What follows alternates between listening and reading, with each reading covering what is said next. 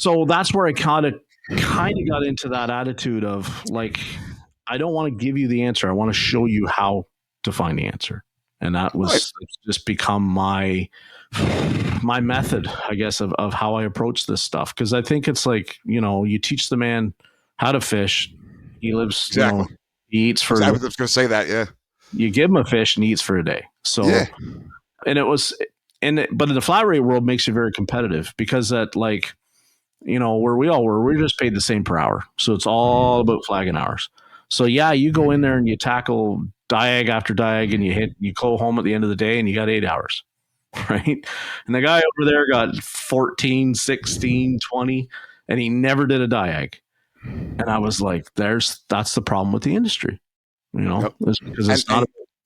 and you want guys to fix these cars. But then, like, I equate it to like when you were in first grade in school and you finished first grade and now you're in 12th grade, you Yeah. were not expected to do the work from first grade plus your work from 12th grade. You Yeah. understand? Like, so I don't want to do tires and oil changes if I'm pulling apart wiring harnesses and I'm fixing, broke with a piece of wire that I pulled out of a box from underneath my toolbox. Didn't cost you any money in the outputting parts. All you're That's right. paying for is labor, but they never ask, hey man, where'd that come from? Where did those connectors? It came from my toolbox. You know Yeah. what I mean?